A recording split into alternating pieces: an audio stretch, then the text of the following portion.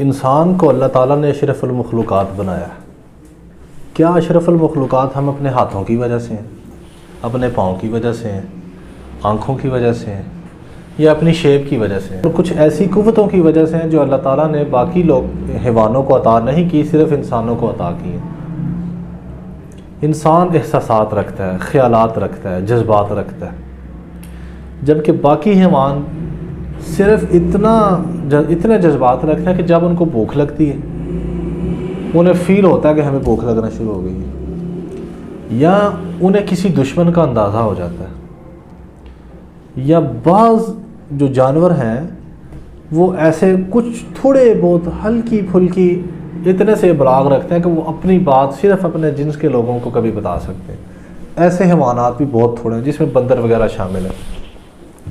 लेकिन इंसान को अल्लाह ताला ने एक बिलखुसूस ऐसी खासियत अता फरमाई है जिसकी वजह से इंसान को अशरफुल मखलूक़ात कहा जाता है, वो है क़ुव्वत इबलाग। इंसान अपनी बात को दूसरों तक पहुंचा सकता है, अपने जज्बात को, अपने ख़यालात को, अपने एहसासात को दूसरों तक पहुंचा सकता है, बल्कि अगर मौसर अंदाज में पहुंचाए तो पहुंचा के अगले से अपनी बात मनवा भी सकता है।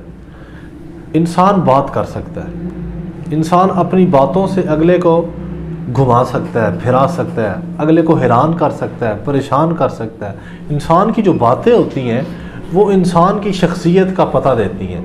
इंसान के मुंह से निकले हुए अल्फाज इंसान की शख्सियत का आयनादार होती हैं। जो अंदर होता है वही बाहर आता है। अगर इंसान के अंदर गलाजत होगी तो ज़ुबान के रास्ते कभी ना कभी वो गलाजत फिसल के बाहर लाजमी आ जाएगी, चाहे वो अपने ऊपर कितने मसनूई पर्दे क्यों ना चढ़ा ले, कितने मुअज़्ज़ज़ लिबास क्यों ना पहन ले, बाहर अंदर गलाजत है, कभी गुस्से की हालत में बाहर आ जाएगी। कहा जाता है कि गुस्से की हालत और नशे की हालत दो ऐसी हालतें होती हैं जिसमें इंसान अपने सारे पर्दे लिबास उतार के बाहर फेंक देता है, असल इंसान सामने आ जाता है। आपने देखा होगा बाज़ लोग बड़े मुअज़्ज़ज़ होते हैं, बड़े खुश अखलाक होते हैं, जैसे ही गुस्से की कैफियत में जाते हैं तो मुंह से गलाजत बकना शुरू कर देते हैं, गालियों का तूफ़ान होता है। बेसिकली वो है ही गलीज़ इंसान होते हैं, उनके अंदर बड़ी गालियाँ होती हैं। बाकी चीज़ें तो उन्होंने अपने ऊपर आर्टिफिशियल चढ़ाई होती हैं, बाकी चीज़ें तो वो लोगों को दिखाने के लिए होती हैं। जैसे ही गुस्सा आया सब कुछ उतर गया, सारे मुअज़्ज़ज़ लिबास उतर गए, सारे लोगों को दिखाने के लिए जितने अपने ऊपर चादरें चढ़ाई हुई थी, पढ़े लिखे होने की, मुअज़्ज़ज़ होने की, डिसेंट होने की, शरीफ होने की, खुश अखलाक होने की, सब उतर जाती हैं। तो सिर्फ इंसान के अंदर वो शख्स रह जाता है जो इंसान खुद हो जाए, जो एक्चुअली होता है। अगर आपके अंदर गुस्सा है, गुस्से को कंट्रोल नहीं कर सकते, इट मीन आपके अंदर एक अच्छा इंसान नहीं बैठा हुआ, आपके अंदर शैतान छुपा हुआ है, असल में हैवान छुपा हुआ है। अगर आप गुस्से को कंट्रोल नहीं कर सकते इसका मतलब है कि आप अपने दिमाग पे कंट्रोल नहीं कर सकते। बाज़ औक़ात लम्हों के फ़ैसले, लम्हों के काम सदियों के फ़ैसले करवा देते हैं। कहते हैं ना, लम्हों ने सज़ा की, लम्हों ने गुनाह किया और सदियों ने सज़ा पाई। कुछ लम्हे होते हैं, कुछ वक्त होता है, गुस्से के अंदर बंदा किसी को मार देता है, कत्ल कर देता है, फिर पूरी लंबी ज़िंदगी जब तक है जेल में गुजार के उम्र कैद हो जाती है, कभी फांसी हो जाती है, ना ख़त्म होने वाली लड़ाइयाँ जन्म ले लेती हैं। इसलिए वो जो चंद लम्हे होते हैं उन्हें कंट्रोल करना, उन्हें काबू करना, ये बड़ा ज़रूरी होता है। अगर हम उन्हें काबू कर लें तो हमारी क़ुव्वत इबलाग इंतहाई ज़बरदस्त हो जाए, मौसर किन हो जाए, हम अपनी बात को बड़े अच्छे तरीके तक अगले तक पहुँचा सकें। क्यों? बाज़ औक़ात मुखातब से कोई ऐसी बात हो जाती है जो हमें बुरी लगती है, नागवार लगती है, जो हमारे ऊपर बुरे रद्द अमल को ज़ाहिर करना शुरू कर देती है। अगर उसकी कोई बात हमें गुस्सा दिला भी दे, उसे बर्दाश्त करना, उसे मैनेज करना, कंट्रोल करना, फिर आगे बात करना, ये बड़ा अहम तरीन मसला होता है। बाज़ लोगों को हमारे अंदर बोलने की बड़ी आदत होती है, बोलते हैं, घंटों बोलते चले जाते हैं, उन्हें मालूम नहीं होता, ये उन्हें फ़ील नहीं हो रहा होता कि मेरे बोलने की वजह से सुनने वाले उकताहट का शिकार हो रहे हैं, बेजारी का इजहार कर रहे हैं, सुनने वालों को बुरा महसूस हो रहा है। बोलने का तरीका, बोलने का अंदाज़ और बोलने का वक्त ऐसा होना चाहिए जबकि सुनने वालों का सुनने पे दिल करे। अगर सुनने वाला बेजारी का इजहार कर रहा है, फ़ौरन या टॉपिक को चेंज कर देना चाहिए या अपने अंदाज़ को चेंज कर देना चाहिए। अगर आपके अंदर इतनी महारत है कि आपने अपनी बात भी पहुँचानी है, उसकी बेजारी भी दूर करनी है, आप अपने बात के अंदाज़ को तब्दील कर लें, अपने बात के रुख को चेंज कर लें। बात करते हुए मुझे वाक़या याद आ गया, ये मैं अक्सर अपने दोस्तों को बताता भी होता हूँ कि यार अगर खाम बहुत ज़्यादा बोलना नहीं चाहिए, जितनी बात है ज़रूरत के मुताबिक उतनी बात करनी चाहिए। वो कहते हैं मुख्तसर मगर जामिया। एक बहुत बड़े मुकर्रर मुबल्लग मुतकल्लम किसी गांव के अंदर तकरीर करने के लिए गए। जब वो तकरीर करने के लिए वहाँ पहुँचे तो वहाँ पे उन्होंने देखा कि पूरे गांव से सिर्फ एक बंदा मेरी तकरीर सुनने के लिए आया। अब इतने बड़े मुकर्रर, इतने बड़े मुबल्लग, इतने बड़े जनाब शोला बयान, शीरी बयान, सिर्फ एक बंदा तकरीर सुनने के लिए आया। बड़े परेशान हुए, कहने लगे यार मुझे समझ नहीं आ रही कि मैं क्या करूं, तकरीर करूं या फिर किसी दिन आ जाएंगे, कोई प्रोग्राम दोबारा कर लेंगे। वो जट बंदा था, कहने लगा भाजी मैनू तो इन्नी गल पता है, जे मैं मझां नूं पट्ठे पाउण जावां ना, चारा देण जावां तो अगे भावें एक भी मझ होवे तो मैं उन्हें चारा ज़रूर देंगा। उर्दू में बात समझाऊँ कि अगर मैं भैंसों को चारा देने के लिए जाऊँ तो आगे अगर एक भी भैंस होगी तो मैं उसे चारा ज़रूर दूँगा, लाजमी दूँगा, उसे भी भूखा छोड़ के नहीं आ जाऊँगा।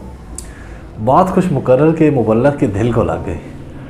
वो जनाब मिंबर पे खड़े हो गए और पूरी 1.5 घंटा तकरीर की। जब तकरीर कर चुके उन्होंने कहा हाँ भाई कोई बात समझ आई है। वो जो जट साहब कहने लगे भाजी मैनू तो इन्ना पता है, जे मैं 100 मझां का चारा लैके जावां तो एक ही मझ होवे तो एक दे अगे 100 का नहीं पा देंगा, यानी एक ही भैंस के आगे 100 भैंसों का चारा मैं नहीं डाल दूँगा।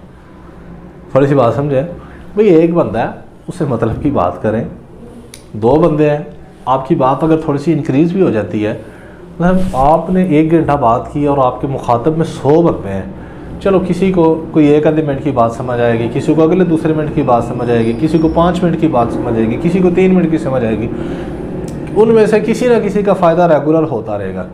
लेकिन अगर एक ही बंदे को वो पूरा करना शुरू कर देंगे तो वो उकताहट का शिकार हो जाएगा। वो जो एक समझ आनी है वो एक भी समझ नहीं आएगी।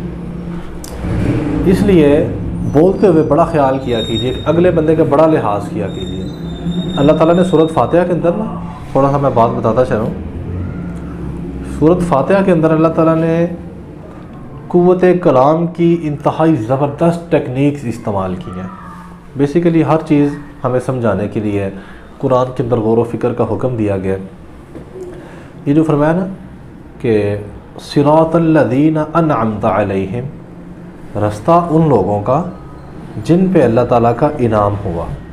कुछ लोग आपने देखा ऐसे होते हैं जो कि टूवर्ड्स होते हैं, इंट्रोवर्ट होते हैं, उन्हें सिर्फ अपने आप से गरज होती है कि मुझे क्या मिलेगा, मेरा क्या होगा, दुनिया जाए बाहर में, मेरा क्या फ़ायदा, अगर मैं कोई काम कर रहा हूँ मुझे क्या फ़ायदा होगा।